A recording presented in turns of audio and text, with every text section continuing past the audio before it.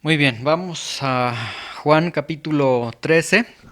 El domingo anterior nosotros vimos este tema muy intenso en el que Jesús estaba con sus discípulos, estaban en la mesa, ustedes recordarán esta enseñanza.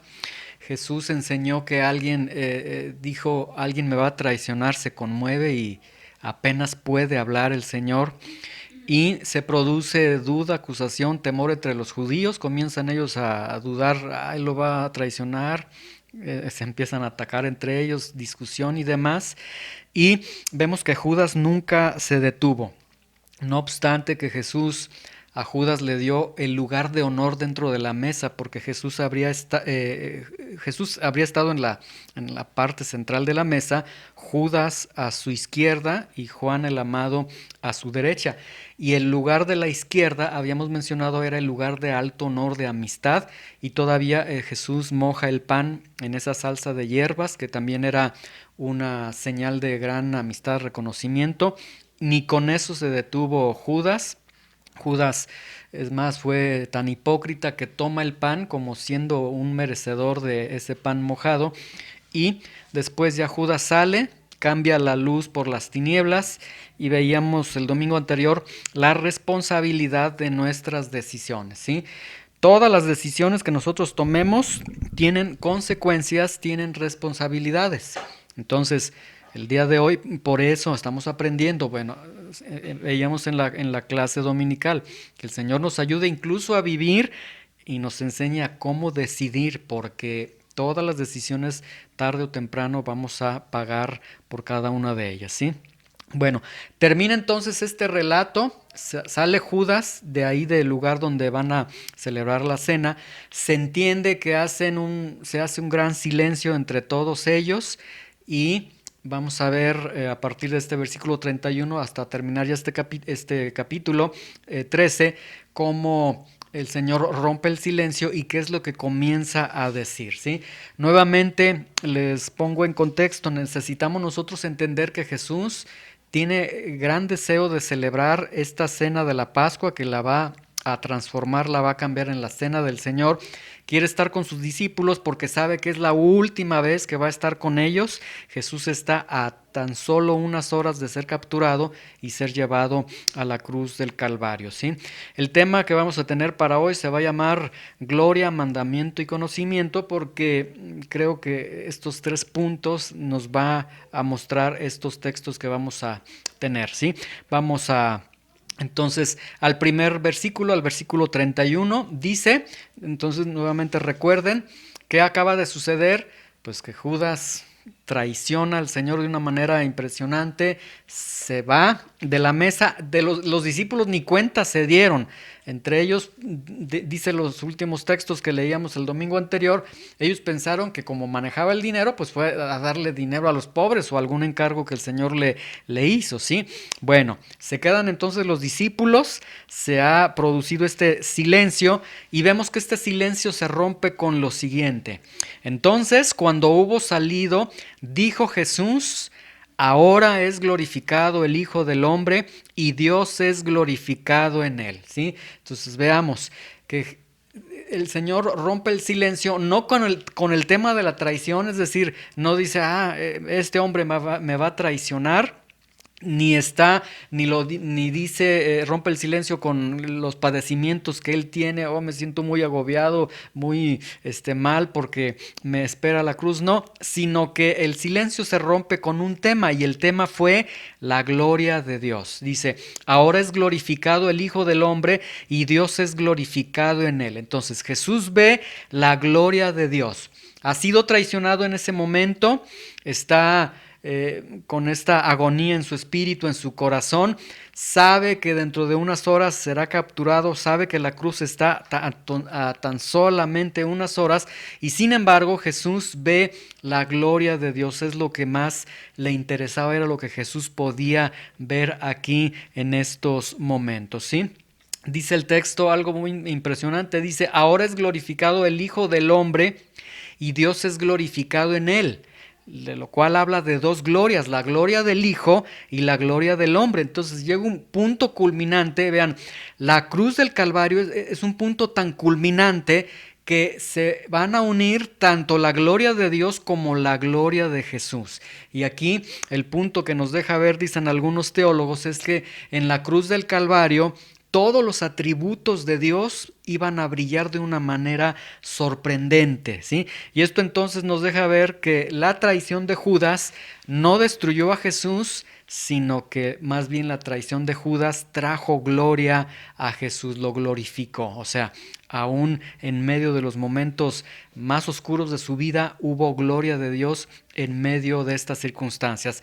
Luego dice el versículo 32, si Dios es glorificado en el Hijo, también Dios se glorificará en sí mismo y enseguida le glorificará. Entonces Jesús está hablando de gloria, glorificación, y a lo que Jesús se está refiriendo aquí es que el Padre va a glorificar al Hijo. ¿En qué momento? Cuando el Hijo esté en la cruz del Calvario, cuando el Hijo de Dios muera en la cruz, el Padre lo va a glorificar. Es decir, Jesús tiene la seguridad, sabe que el Padre va a resucitar al Hijo. Y nuevamente vemos que no es la cruz, que no es la agonía, lo que Jesús tiene en mente, no es el dolor que va a tener.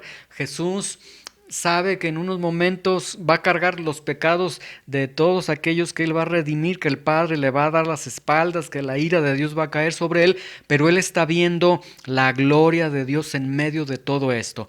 Vamos a Hebreos 12:2, ahí dejen un separador en Juan 13, Hebreos capítulo 12, versículo 2, para que veamos cuál era la mentalidad, cuál era la visión que el Señor Jesucristo tenía cuando Él iba a la cruz. Hebreos capítulo 12, versículo 2, dice, puestos los ojos en Jesús, el autor y consumador de la fe, el cual por el gozo puesto delante de Él, sufrió la cruz.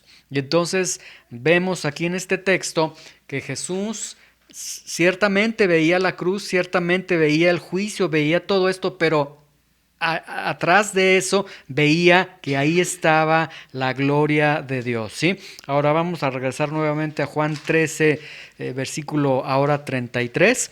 En este versículo 31 y 32, entonces Jesús ha hablado de la gloria de Dios. La gloria de Dios es lo más importante.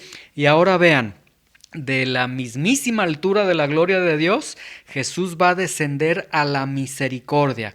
Vean estas palabras de misericordia que le da a sus discípulos a unas horas de ir a la cruz. Les dice, hijitos, aún estaré con ustedes un poco.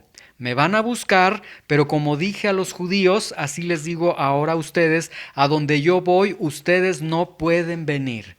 Por primera vez está registrado en los evangelios que Jesús utiliza el término hijitos. Es decir, Jesús les habla con un término, una expresión de cariño tan impresionante a sus discípulos, porque sabe que Él ya no va a estar con ellos, y les dice al menos tres cosas. La primera les dice, voy a estar con ustedes poco tiempo. Literalmente eran unas cuantas horas. Ya esos 3 años de que Jesús estuvo con sus discípulos físicamente, Jesús les dice, se acabó, ya no voy a estar con ustedes, era cuestión de unas horas solamente. Jesús les está diciendo, ya no voy a estar con ustedes, cuando ya no esté con ustedes, ustedes van a sentir la necesidad de buscarme. Y número 3, les está diciendo, a donde voy, no pueden venir. ¿A dónde iba el Señor? Pues el Señor ya se iba al cielo, porque iba a la cruz, iba a morir, iba a resucitar, se iba a ir al cielo, y les está diciendo, y ustedes pues no pueden venir al cielo todavía, más adelante podrán venir. Entonces aquí el Señor les está presentando esto. Y después de estas palabras de consuelo, de estas palabras alentadoras, antes de irse, Jesús se asegura y les deja un nuevo mandato, que obviamente nos deja también un nuevo mandato. Es este, les dice, un nuevo mandamiento les voy a dejar, que se amen los unos a los otros como yo los he amado, que también se amen unos a otros. Y ahí está, Jesús deja un nuevo mandato, ¿sí? Ahora, el Antiguo Testamento, Deuteronomio 6:5 y Levítico 19:18, ya hablaban del mandato de amar al prójimo. Ya estaba el mandato de ama a tu prójimo como te amas a ti mismo. Pero Jesús aquí dice, yo les voy a dar un nuevo mandato, ¿sí? Es nuevo porque es diferente totalmente. Y es mandato. Necesitamos entender que esto es un mandato. Un mandato se tiene que obedecer, ¿sí? Ya nosotros cuando veíamos en los domingos anteriores, habíamos visto que Jesús ha establecido que el verdadero cristianismo consiste en limpieza constante. ¿Se acuerdan cuando Jesús le dijo a Pedro, si no te limpio, Pedro, no puedes entrar, no puedes tener comunión conmigo? Limpieza constante, servicio por los hermanos, así como yo los serví a ustedes, ustedes se tienen que servir entre ustedes. Entonces vean, el cristianismo, constante limpieza, que nos tenemos que estar limpiando constantemente para estar en comunión con Dios, que tenemos que servir a los hermanos. Y ahora el Señor agrega un nuevo mandamiento: tienes que amar a los discípulos como yo los he amado, ¿sí? ¿Y cómo es que el Señor nos ha amado? ¿Cómo es que el Señor ha amado? Vamos a Juan 13:1, el versículo 1 nos dice cómo ha amado. Dice, antes de la fiesta de la Pascua, sabiendo Jesús que su hora había llegado para que pasase de este mundo al Padre, como había amado a los suyos que estaban en el mundo, y aquí viene, ¿cómo ama el Señor? Hasta el fin. Los amó hasta el fin, ¿sí? El contexto, obviamente, cuando vimos nosotros, cuando comenzamos a este capítulo 13, el contexto es que Él amaba a sus discípulos absolutamente, completamente, aún sabiendo que había uno que ya lo había traicionado, había uno que lo iba a negar y habían todos que se iban a dispersar huyendo cuando el Señor sea capturado. Entonces, el Señor nos ama a pesar de que sabe que le vamos a fallar, a pesar de que nos conoce, nos sigue amando, ¿sí? Pero vamos a ver una descripción más de lo que es el amor como el Señor ama. Vamos a 1 de Corintios capítulo 13, versículo 4 al versículo 7. 1 de Corintios 13, versículo 4. Versículos 5, 6 y 7. Y vamos a ver cómo se da una descripción de lo que es amor, y esto nos da una descripción totalmente gráfica de cómo es amar como el Señor ama. Porque nuevamente repito, el Señor nos deja el mandato, el nuevo mandato de amarnos como Él nos ha amado. Vean cómo es la descripción del amor. ¿Ya lo tienen? 1 de Corintios capítulo 13, versículo 4. ¿Sí? ¿Todos lo tienen? Vean, dice, el amor es sufrido. Y aquí, bueno, vamos a visualizar en nuestras mentes, visualiza a tus hermanos en la fe, ¿sí? Visualiza a las personas, porque Jesús antes de irse está diciendo, te voy a dejar un nuevo mandato, quiero que obedezcas esto. Ama como yo he amado. Entonces, imagínate a las personas, imagínate a los hermanos y ve, el amor es sufrido, ¿sí? O sea, hay que ser pacientes. El amor es benigno, el amor no tiene envidia, el amor no es jactancioso, el amor no se envanece, el amor no hace nada indebido, no busca lo suyo, no se irrita, no guarda rencor, no se goza de la injusticia, mas se goza de la verdad. Todo lo sufre, todo lo cree, todo lo espera, todo lo soporta. Esa es una descripción de cómo el Señor ama, ¿sí? Normalmente nosotros no somos sufridos. A la primera que me haces, te dejo de hablar, o a la primera que me haces te voy a contestar. El amor es benigno, nosotros normalmente no somos muy benignos que digamos. El amor no tiene envidia, no se diga. El amor no es jactancioso, es que yo sí puedo, es que tú no puedes, es que tú eres un torpe, es que esto. El amor no se envanece, no hace nada indebido. Ahorita que no me está viendo le voy a quitar aquí de su cartera esto, o no le voy a dar su cambio, etcétera. No busca lo suyo, mira, primero soy yo aquí, lo primero es que yo me sienta bien, etcétera. No se irrita, no guarda rencor. La mera verdad es que muchas veces guardamos rencor en nuestros corazones. Yo ya lo perdoné a él, pero no me hables de él. No me menciones su nombre porque estamos guardando rencor. No se goza de la injusticia, y desgraciadamente, el día de hoy muchos se gozan de la injusticia, del pecado. del pecado del otro, obviamente. Ese es un mentiroso, ese es aquello, y se gozan, se alegran de esos pecados. No, dice más, se goza de la verdad. Todo lo sufre, todo lo cree, todo lo espera, todo lo soporta. Y la verdad de las cosas es que a veces ni lo sufrimos, ni lo creemos, ni lo esperamos, ni lo soportamos. Pero el Señor está dando un nuevo mandato. Este nuevo mandato, entonces, si el Señor lo da y lo da a sus discípulos, esto significa que solamente los discípulos tienen el poder para poder obedecer ese mandato. Se necesita entonces estar en Cristo para amar como Cristo nos amó, ¿sí? Si nosotros a la primera decimos, ya me la hizo, ya no le hablo, ya esto, ya no aquello, entonces hay que analizar porque quizás ni siquiera somos discípulos, porque el Señor está dando un mandato a los discípulos de que tenemos que amar. Ahora, nuevamente hago el énfasis, es un nuevo mandamiento, ¿sí? Es nuevo porque ahora ya no es nada más ama a tu prójimo, sino ahora es ama incluso a tu enemigo. El Señor hace este mandamiento, lo establece en unos parámetros impresionantes, y el parámetro es ama como yo he amado, ¿sí? ¿Cómo amó el Señor a los pecadores? ¿Cómo amó a los religiosos? ¿Cómo amó a los discípulos? Y vemos que pues, el Señor fue un modelo de amor. Así es como tenemos que amar cada uno de nosotros. Y es un mandamiento. Si es un mandamiento, entonces no tiene que ver con, es que yo soy así, es que no puedo, es que no me nace.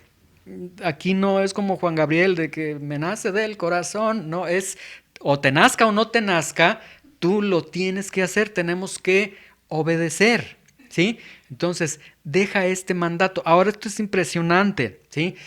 Y obviamente es difícil, sí, pero solamente estando en Cristo podemos amar como Cristo ha amado, porque Cristo nos amó a cada uno de nosotros.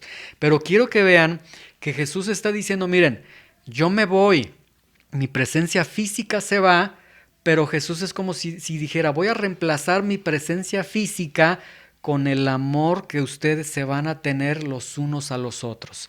O sea, Jesús lo que acaba de decir es, yo ya no voy a estar aquí físicamente, pero mi amor con que yo los he amado ahora se va a reproducir en cada uno de ustedes, entonces yo seguiré estando con ustedes.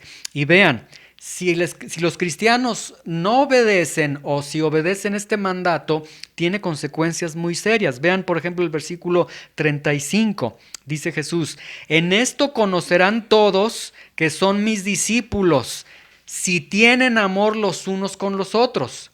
Es decir, lo voy a leer de manera parafraseada con el contexto anterior.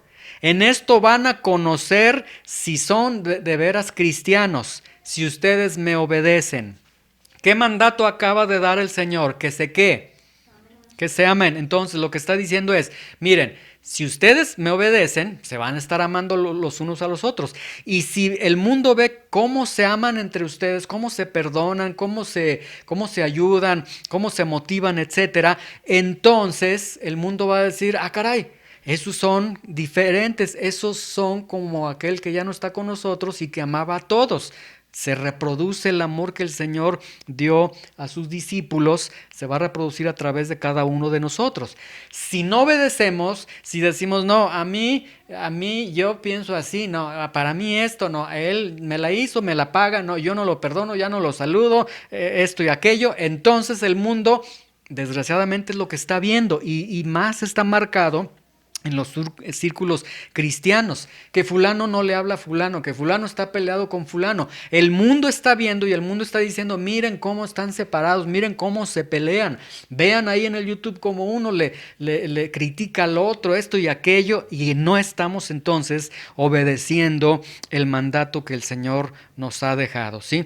Vamos a 2 de Timoteo 2:24 y 2:25 para que veamos algunas características que debe de tener todo cristiano realmente, aunque se está refiriendo aquí a las características de los pastores, pero realmente se está refiriendo a las características de todo cristiano, porque nuevamente les menciono, vivimos ya un cristianismo que está sustentado en la doctrina, que está sustentado en la teología, que está sustentado en el conocimiento, y que ahora, no, yo sí conozco bien esta doctrina, no, yo sí conozco adecuadamente esto, y si no lo conozco, tú estás mal, y comienzan a murmurar, a criticar, a atacarse entre ellos. Vivimos en una época de redes sociales donde desgraciadamente, la mayoría de las publicaciones que levantan los líderes cristianos, un gran porcentaje tiene que ver con atacar a otras personas. Pero ¿qué es lo que dice la Biblia? Bueno, Jesús dice, ámense como yo los amé. Ahora vean, segundo de Timoteo 2:24 y 2:25, dice, porque el siervo del Señor, y esto nuevamente digo, aplica para cada uno de nosotros. De aquí, ¿cuántos son siervos del Señor? A ver, levanta la mano los que dicen, yo soy un siervo del Señor. Ahí está, amén, ¿sí? Somos siervos del Señor, ¿sí? Ok, dice, porque el siervo del Señor no debe ser contencioso. Vean que dice, a ver si quiere, a ver si puede. No, dice, no debe ser contencioso. No debe ser un buscapleitos, no debe ser alguien que está constantemente provocando una pelea, sino que debe ser amable para con todos, dócil, educado. Amable significa que es fácil amarlo, ¿sí? Apto para enseñar, sufrido, que con mansedumbre corrige a los que se oponen. No que agarra bibliazos a las personas y discúlpeme, pero así dice la Biblia y yo te tengo que decir, y destruyen a las personas. No, hay formas, ahí está, con mansedumbre se corrige. Entonces, vemos aquí en 2 de Timoteo 2:24 y 2:25 que nos está dando al menos unas características de cómo debe ser un cristiano. Y entonces, nuevamente, a ver, regresemos a Juan 13:35, nuevamente para leerlo. Dice, en esto conocerán, Jesús acaba de decir, miren, te doy un nuevo mandato. Un mandato no es un consejo, no es si quieres, te ordeno esto. Ahora que ya no voy a estar aquí en esta tierra, te ordeno esto. Como yo los amé, ama a todos, ¿sí? Ahora, en eso van a conocer que son mis discípulos, si tienen amor los unos con los otros. Y esto significa entonces que el mundo nos estará observando. Que quieras o no, lo que el mundo observa no es tu teología, no es cuánto sabes, mira, ese hombre sí sabe mucho. No, lo que el mundo observa es cómo reaccionas, ¿sí? ¿Cómo reaccionas? Si el de atrás de ti te está pitando o se te mete en tu carro o en tu moto, ¿cómo reaccionas? Si reaccionas con amor hacia él o reaccionas con un recordatorio de sus ancestros y demás, que a veces salen las palabras. El mundo entonces está viendo ahí cómo vamos a estar reaccionando nosotros, y de hecho esto es impresionante porque en el primer siglo y fue dentro de los primeros 100 años se desataron, dio inicio a las 10 persecuciones que se dieron en Roma, pero es impresionante que el sermón más convincente que se tuvo, incluso en el tiempo de las persecuciones, fue el amor entre los cristianos. Se cuenta, un historiador cuenta que en algún momento cuando estaban asesinando a unos cristianos, los metieron a un hoyo así grande y comenzaron a echarle tierra, arena, hasta que sus cuerpos quedaron ahí dentro de la arena, y en estos cristianos estaban ahí, ellos se tomaban de la mano y alguien en el público dice que gritó y dijo, ay, vean cómo se aman, es impresionante el amor que se tienen entre ellos. Y entonces los ejecutores dijeron, ese también es cristiano, y lo metieron ahí y lo mataron. Pero aquí el punto que quiero es que hay muchos testimonios de que el amor entre los cristianos fue lo que fue el mensaje, pues, y fue un mensaje al mundo. Fue lo que impresionó al imperio de Roma, cómo los cristianos se amaban, ¿sí? Y entonces podemos ver ahí que cuando Jesús está dando el mandato, ámense como yo los he amado, en el amor entre hermanos hay poder, ¿sí? Y no hablo de un poder místico, sino que cuando nos amamos, y esto no significa que todo va color de rosa, de que, hola hermano Sol, hola hermana Luna, no estamos en ese sentido, porque a veces nos ofendemos, pero cuando nos ofendemos nos perdonamos, restauramos las relaciones, etcétera, caminamos en amor. Cuando nosotros estamos así, vemos que cuando obedecemos y amamos, hay poder, un poder que puede penetrar a los corazones de aquellos que nos están viendo. Las personas entonces no van a ver de qué tamaño es tu Biblia, no van a ver cómo cantas, cómo sabes de Biblia, lo que van a ver es cómo amas realmente, ¿sí? Entonces necesitamos amar, ¿sí? Recuerdo en una ocasión cuenta Marcos Witt, que estaba en un restaurante y que llegó la mesera. Esto fue una vivencia que él tuvo y quiero llamarla para su atención porque tiene una buena ilustración, que él estaba en la mesa y dice que en esa ocasión la atendió una chica, una mesera, que al parecer se dio cuenta de quién era y se puso muy nerviosa, pero al grado de ponerse nerviosa que le tiró el café en la mesa ahí. Y él cuenta que honestamente cuando se le cae el café en la mesa, él dice, no, a mí me dio mucho coraje, me molesté, pero que la reacción que tuvo fue voltear y darle una sonrisa a la muchacha y la muchacha le dice, ay, ¿usted es tal persona? Y le dijo, sí, yo soy. Entonces él dice, qué error hubiera cometido si le hubiera gritado en ese momento, me hubiera identificado. Entonces ese es el punto que nosotros tenemos, ¿sí? Las personas nos van a ver. Ahora, que es difícil, bueno, sí es difícil, y para ello entonces tenemos la ayuda del Señor, pero entonces si el Señor lo está ordenando, entonces el Señor no está esperando de a ver si puedes, sino que el Señor sabe que sí podemos, ¿sí? Entonces esa es una muestra de que realmente somos discípulos. Y realmente la muestra que el Señor puso, si se aman entre ustedes, ahí las personas van a saber que son discípulos. No dijo si van a la iglesia, si asisten, si firman una membresía, si esto, aquello. No, si están ahí amándose unos a otros, si el mundo ve que se aman, con eso van a ver que realmente son mis discípulos, ¿sí? Ahora, vamos al versículo 36. Entonces, hay poder en el amor, hay poder para mover los corazones de las otras personas. Y que esto nos lleve entonces a tolerarnos, a perdonarnos, porque muchas veces ya no voy a ese grupo porque me ofendieron esto y aquello, cuando la Biblia dice, así como yo los he amado, ámense, así como Cristo les ha perdonado, perdónense, ¿sí? Muy bien, vamos al versículo 36. Jesús entonces ha dado estas palabras, este nuevo mandato. Y vean la atención tan impresionante de Pedro, nuevamente Pedro, ¿sí?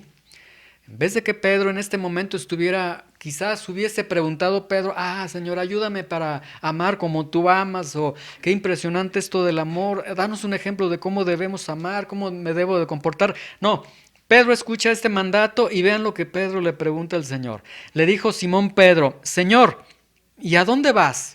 El Señor acaba de dar un nuevo mandato y Pedro sale pero ¿a dónde vas? Sí, o sea, ¿a dónde vas? Es lo que Jesús dijo al principio. Jesús le responde a Pedro con toda esta ternura, con toda esta paciencia, le dice, mira Pedro, a donde yo voy no me puedes seguir ahora, pero me vas a seguir después. Ten la seguridad de que me vas a seguir después, ¿sí? Entonces, vemos algo de nobleza en Pedro, porque realmente Pedro, el arrebatado, Pedro de veras con este carácter tan particular, pero vemos algo de nobleza en él, porque Pedro escuchó que su maestro le dice, ya me voy y a donde yo voy no pueden estar ustedes.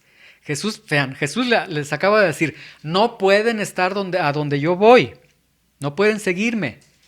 Bueno, Pedro dice, pues ellos no, pero yo sí. Entonces vemos cierta nobleza en Pedro porque Pedro quiere estar donde está Jesús. Y Jesús segunda vez le aclara, le dice, mira Pedro, ahorita no puedes estar a donde yo voy, pero vas a estar más tarde. ¿sí? ¿A dónde iba el Señor? Iba a la muerte, iba al cielo, ¿sí? En su ascensión, en su glorificación. Entonces Jesús lo que le está diciendo a Pedro: Pedro, me voy a morir, voy a la muerte, voy a resucitar, voy al cielo, ahorita no me puedes seguir, pero más adelante tú también vas a morir y vas a venir conmigo. Eso obviamente Pedro lo entendió hasta el momento en el que él fue martirizado, obviamente, ¿sí? Pero de aquí podemos entender un aspecto. ¿Queremos ir a donde está el Señor? Y la respuesta normalmente es sí. ¿Cuántos de aquí quieren estar donde está Jesús físicamente? Así con su corazón, que digan: yo quiero estar ahí donde está el Señor. ¿Quiénes quieren estar donde está el Señor? ¿Sí? Ok. Si quieres estar donde está el Señor, pues debes de morir. Y ahí es donde nuestra carne se duele. Porque luego si nos dicen: ¿sabes qué? Tienes una enfermedad terminal. Nos atemorizamos, nos da miedo, pero quiero estar con el Señor. Entonces viene el Señor y también nos dice: mira, ahorita no puedes estar donde yo estoy, pero un día, tarde o temprano, un día vas a morir y vas a estar donde yo estoy. Vean el versículo 37. Le dice Pedro: Señor, pero ¿por qué no te puedo seguir ahora? Vean que Pedro no entendió que Jesús se está refiriendo a que más adelante, Pedro, tú mueres y vas a venir conmigo. Pedro le dice: Señor, pero ¿por qué no te puedo seguir ahora? Es más, mira, voy a poner mi vida por ti. ¿Sí? Pero veamos que ni la pregunta ni la afirmación es correcta. O sea, Pedro no tenía que preguntarle: ¿por qué no te puedo seguir ahora? Ni podía decirle: Señor, yo voy a poner mi vida por ti. Vean Juan 10:17 para que vean quién iba a poner la vida, y esto nos deja ver que entonces lo que Pedro está diciendo está fuera totalmente del lugar. Juan 10:17 dice: por eso me ama el Padre, porque yo pongo mi vida para volverla a tomar. Entonces, Pedro, no puedes seguirme porque yo voy a la cruz, soy yo quien tiene que ir a la cruz. Pedro, no puedes poner tu vida porque soy yo quien va a poner su vida. Entonces, ¿qué le faltó a Pedro? Le faltó conocimiento. Es que Pedro, en verdad, nosotros nos vemos en Pedro repetidas veces. El Señor está dando una enseñanza: donde yo voy no pueden venir ustedes, y Pedro, y pasa un mandato, está explicando: ámense como yo los amo, y Pedro se queda: pero dijiste aquello, y Pedro no alcanza a entender, le faltó conocimiento a Pedro. Vean el versículo 38. Jesús le respondió: que tu vida vas a poner por mí, tu vida pondrás por mí, Pedro. De cierto te digo que no va a cantar el gallo sin que me hayas negado 3 veces. Ahora, este gallo no es el gallo kikiriki, porque he escuchado yo a algunos predicadores que dicen: y el gallo cantó. No, el gallo es el cambio de la guardia romana. Era una especie de alarma de sonido que se emitía. Entonces Jesús le está diciendo: mira, en verdad te digo, cuando ni siquiera se va a dar el cambio de guardia, cuando tú ya me negaste, no una vez, no 2 veces, no 3 veces, tú el que darías tu vida por mí. Y esto nos enseña que en medio del entusiasmo es muy fácil hacer promesas, ¿sí? ¿Se acuerdan cuando nosotros tomábamos el discipulado? Nuevamente tomo ese ejemplo. ¿Se acuerdan? A ver, ¿cuántos de aquí estuvieron en ese discipulado que les repartía sus copias? Todos prácticamente, ¿verdad? Ok, ¿se acuerdan que hicimos un compromiso? ¿Se acuerdan que hasta firmamos? Bueno, muchas veces estamos así: ¿dónde te firmo? Yo sí, voy a comprometerme. Cuando hay entusiasmo es fácil comprometerse. No, hombre, yo te seguiré, Señor, yo voy a dar mi vida por ti. Sí. Pero a la primera ya no me levanto, a la primera me duele la panza, ya no voy, a la primera ya fallamos al Señor. Entonces, Dios sabe hasta dónde llega realmente nuestro compromiso. Pero aquí aprendemos algo muy importante: sin conocimiento no hay celo, sin conocimiento no hay compromiso. Por eso es muy importante que todos los días vayamos a la Biblia, escudriñemos la Biblia para que conozcamos quién es Dios. El cristiano que no conoce en cualquier momento negará al Señor. porque en cualquier momento se le va a presentar algo que como no sabe lo que la Biblia dice al respecto, va a decir, me voy por este lado y luego lo sigo y demás. Entonces hay que tener conocimiento, ¿sí? Muy bien. ¿Qué aprendemos con esta lectura? Bueno, dice también 1 Corintios 10:12, así que el que piensa estar firme, mire que no caiga, ¿sí? Realmente nosotros caemos en el momento en el que nos sentimos firmes. Si yo les preguntara ahorita en cuanto a su cristianismo, cada uno de ustedes, ¿cómo se sienten? ¿Cómo está tu cristianismo? ¿Tu cristianismo es sólido? ¿Cómo te sientes con el Señor? Si tú dices, yo me siento firme, yo estoy bien con el Señor, ten cuidado.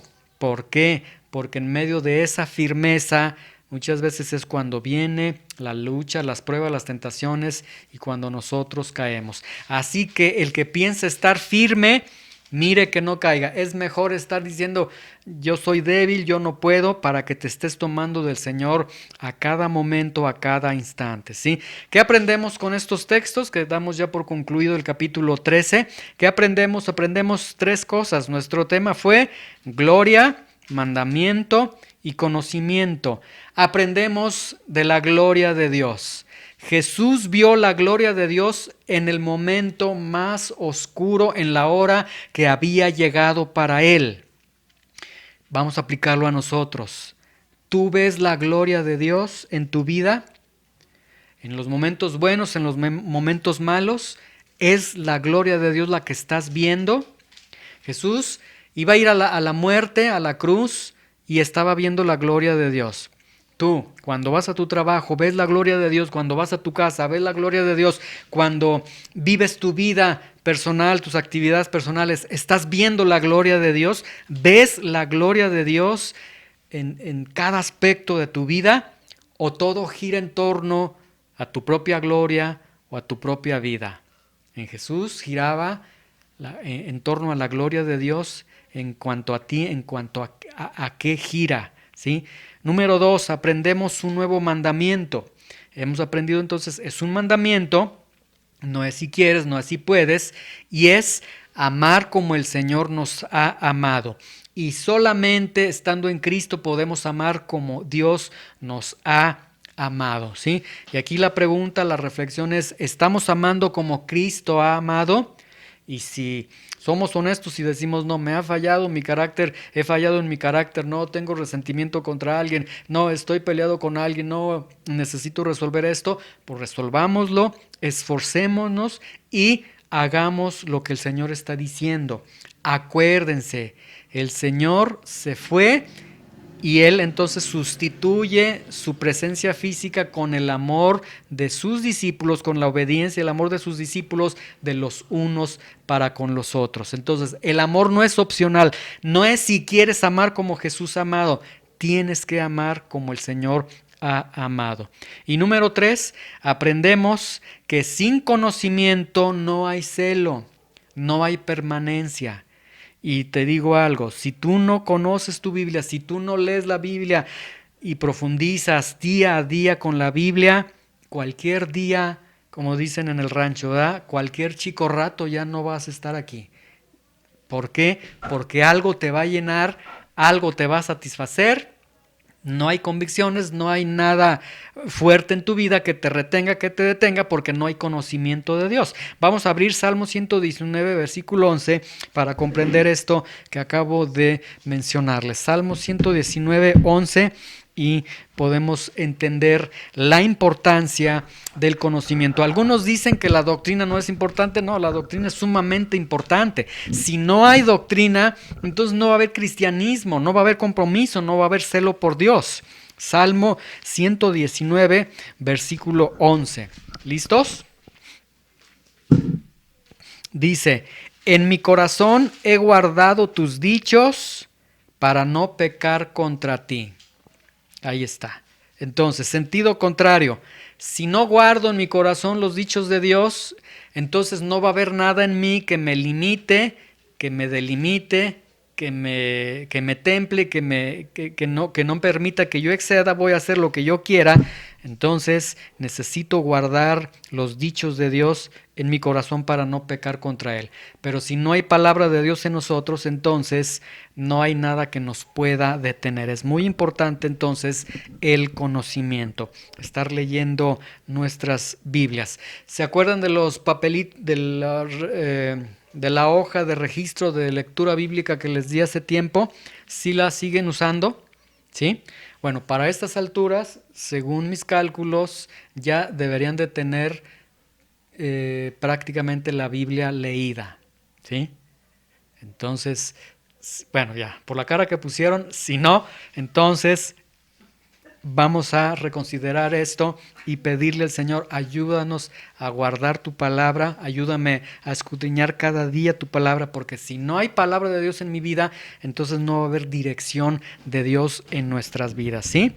Gloria, mandamiento y conocimiento. Vamos a dar gracias a Dios, vamos a concluir esta enseñanza y que el Señor pueda prosperar su palabra en nuestros corazones. Señor, te damos gracias en este momento por tu misericordia, te damos gracias por tu amor, por tu bondad, gracias por esta palabra, Señor, y ayúdanos, Señor, a reconocer tu gloria en todo momento, que nuestra vida gira en torno a la gloria de Dios. Ayúdanos a obedecer en este nuevo mandamiento de amar como tú has amado, Señor. Para nosotros es humanamente imposible, pero si tú vives en nosotros, tú nos das el poder para hacerlo, Señor. Ayúdanos, por favor, y perdónanos cuando hemos guardado resentimiento, cuando hemos sido soberbios, cuando hemos sido orgullosos. Ayúdanos a amar como tú has amado y también ayúdanos a tener un compromiso con tu palabra, Señor. Porque como vimos con Pedro hubo emoción, pero no hubo conocimiento, y esa emoción después lo lleva a una negación, y Señor, necesitamos estar fundamentados en tu palabra, Señor. En el nombre de Jesús te damos gracias. Amén.